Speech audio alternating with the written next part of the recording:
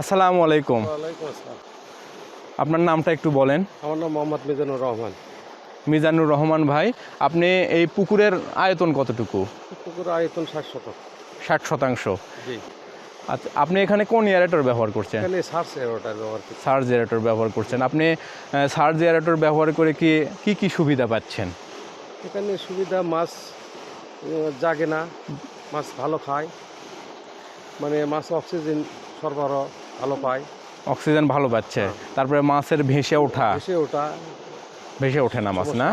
আপনার নাই। সকালবেলা অথবা যে সন্ধ্যাবেলা অথবা ভোর রাতের দিকে মাছ ভেসে উঠতেছিল জি। আগে এয়ারেটর ব্যবহার করার আগে, কিন্তু এই এয়ারেটর যখন থেকে ব্যবহার করেন তখন থেকে আর এই মাছ ভেসে আর ওঠে না। মাছ ভেসে আর ওঠে না, এই তো এটাই বলতে চাচ্ছেন।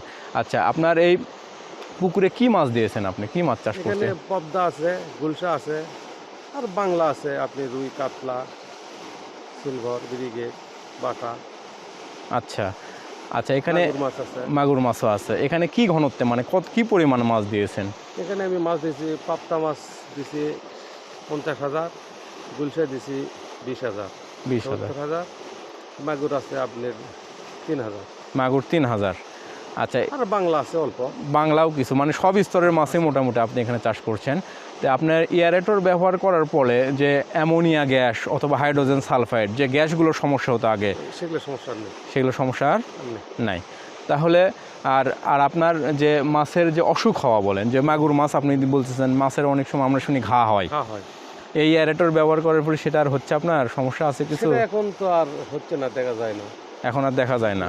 আপনি এয়ারেটর ব্যবহার করার আগে যে মেডিসিনগুলো ব্যবহার করতেন, এই মেডিসিনগুলোর প্রভাব বা কার্যকারিতার চেয়ে এয়ারেটরের কার্যকারিতা আপনি কি বুঝতে পারতেছেন? মেডিসিন লাগে, অল্প লাগে এয়ারোটার থাকলে, আর এয়ারোটার না থাকলে তো সবটাই মেডিসিনের উপরে খাওয়া লাগে। মেডিসিনের উপরে রাখতে হয়। তাহলে এয়ারেটর ব্যবহার করে আপনার তো মাছের জন্য এয়ারোটার খুব ভালো কাজ করে। তার মানে এখানে আপনি প্রায় দ্বিগুণ ঘনত্বে মাছ চাষ করছেন, ঘনত্বটা বেড়ে দিয়েছেন, তাই না?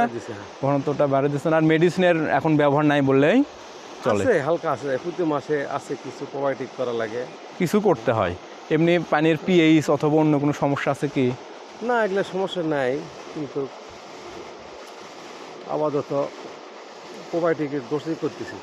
ও আচ্ছা, ধন্যবাদ মিজান ভাই। আপনার সঙ্গে আবার কথা বলবো আমরা কোনো এক সময়ে, আবার দেখা হবে।